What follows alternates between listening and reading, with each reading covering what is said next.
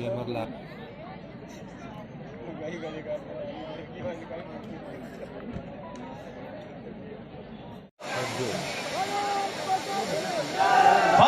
माता की।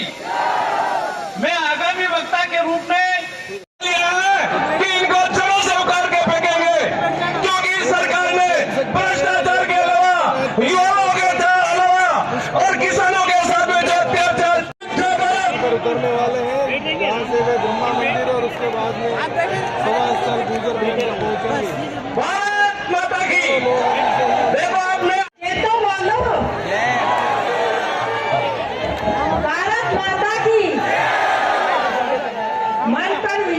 कि मेरी सरकार गरीबों की सरकार होगी, मेरी सरकार दलितों की सरकार होगी, मेरी सरकार पिछड़ों की सरकार होगी, मेरी सरकार उनकी सरकार होगी जो सबसे अंतिम पायदान पर बैठे हुए लोग हैं, उनके जीवन में रोशनी कैसे लेके आओ, इस बात का निर्धारण करने के लिए मेरी सरकार होगी। और वहां चल रही है उत्तर प्रदेश के अंदर, हम सब लोगों ने देखा कैसे गुंडा राज था, कैसे माफियाओं का राज था, कैसे जमीनों पे कब्जे होते थे, कैसे भले लोगों को सताया जाता था। और जब योगी जी बुलडोजर लेके पीछे भी मैं देख रहा हूँ, स्थान ले लें, थोड़ी सी अपने पीछे हो जाए, सुरक्षा का विशेष तौर पर ध्यान रखें। हमारे बीच में हमारे मुख्यमंत्री जी पहुंच चुके हैं। योगी आदित्यनाथ, योगी आदित्यनाथ, बुलडोजर बाबा, बुलडोजर बाबा, बुलडोजर बाबा।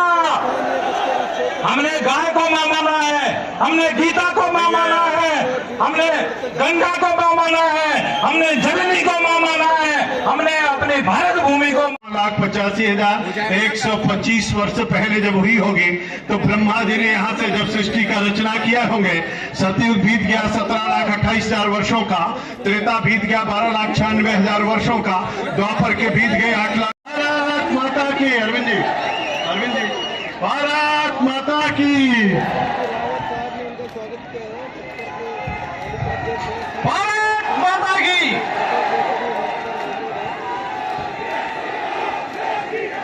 जय श्री राम, जय श्री राम।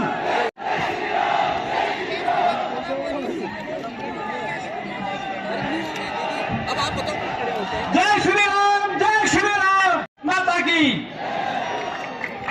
मैं हमारे लोकप्रिय प्रत्याशी भाई सुरेश सिंह जी रावत आपसे निवेदन करूंगा, माला श्री को शोर उड़ाकर आप स्वागत करें। भारत माता की।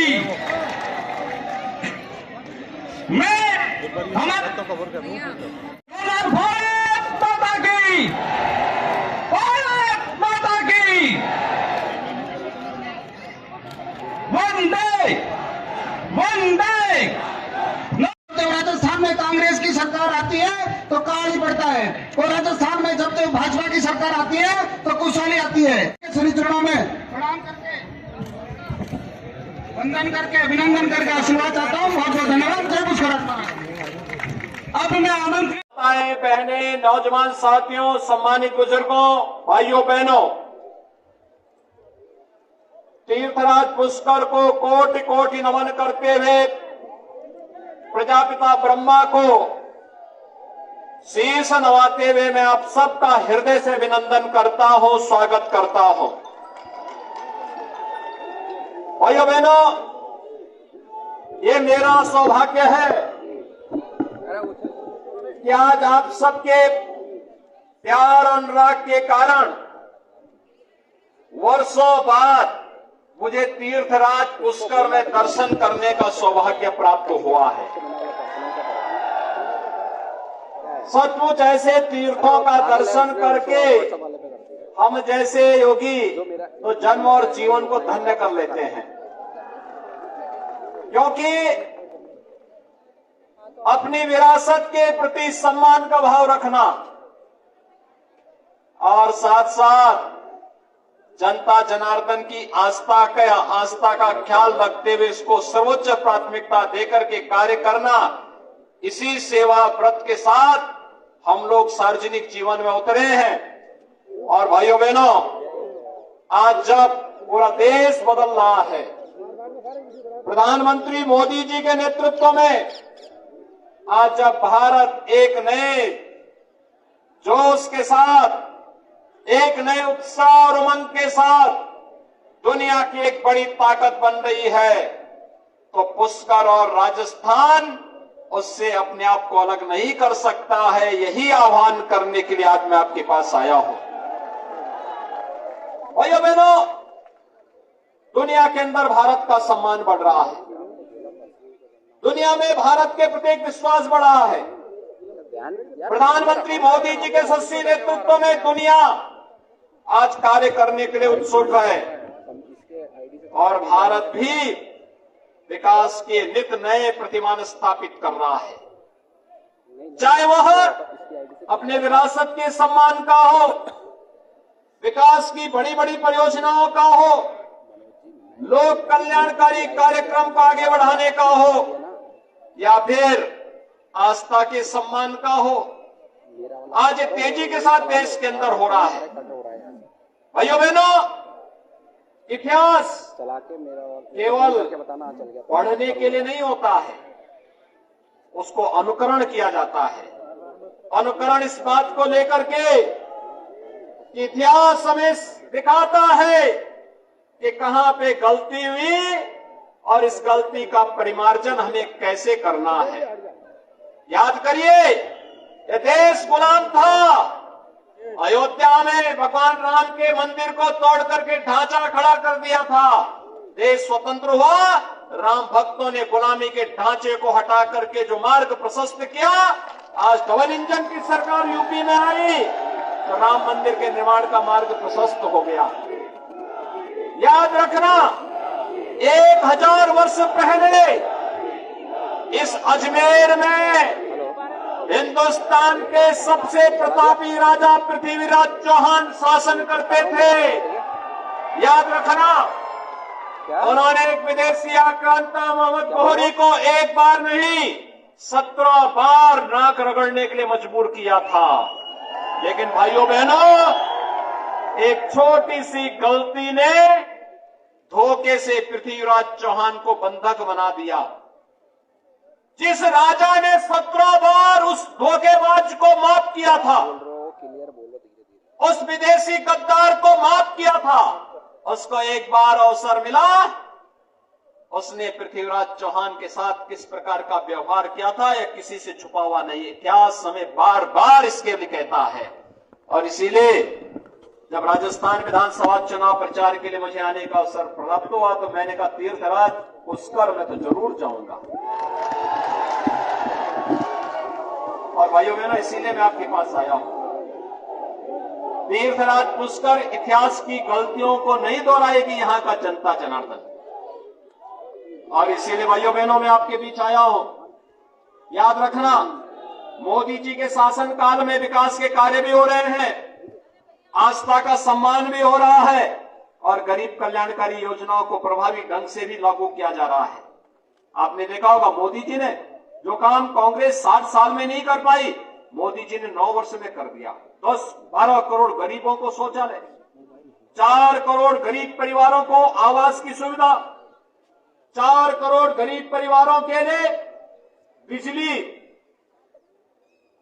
10 करोड़ गरीबों के लिए उज्ज्वला योजना का रसोई गैस का सिलेंडर। और यही नहीं, हर नागरिक के लिए फ्री में वैक्सीन की सुविधा, कोरोना जैसी महामारी में बचाव के लिए 80 करोड़ लोगों को फ्री में राशन की सुविधा। ये काम कांग्रेस कभी नहीं कर पाई। कांग्रेस के लोगों को तो अवसर जब मिलता है तो सत्ता को ऐसा नोचते हैं जैसे न जाने कब से भूखे हो।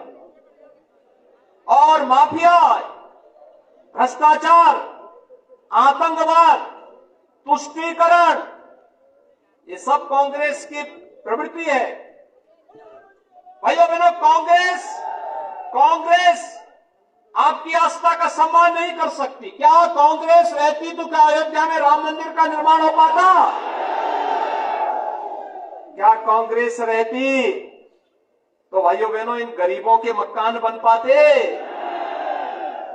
कांग्रेस रहती तो क्या यहां पर जो पवित्र सरोवर का पुनरुद्धार का कार्य वसुंधरा राजे जी की भारतीय जनता पार्टी सरकार के समय पूरा हुआ था, क्या वह कार्य कांग्रेस कर पाती? इनको तो अवसर बार बार मिला था। वे नहीं कर पाए। बीजेपी को अवसर मिला, बीजेपी ने करके दिखा दिया।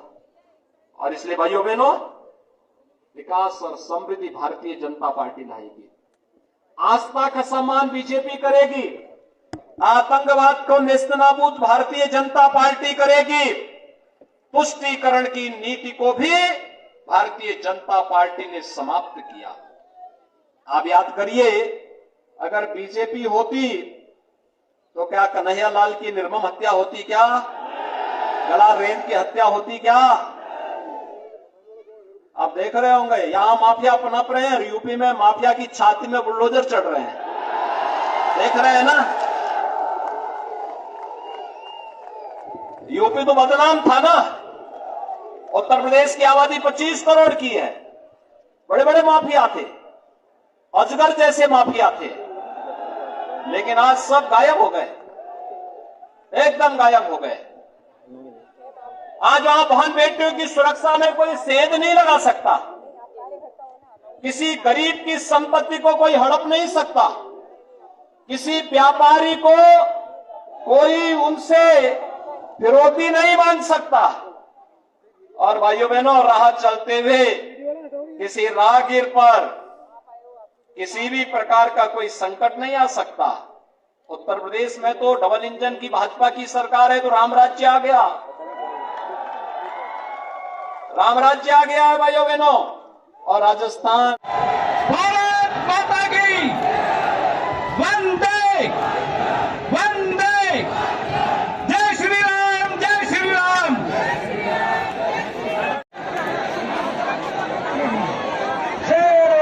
बड़ा इंतजाम है उनके साथ।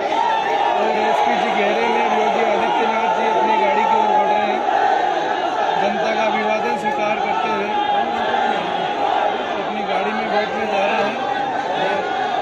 सुनील रावत द्वारा भारी मतों से विजय बनाए। आदित्यनाथ जी की कार सभा स्थल से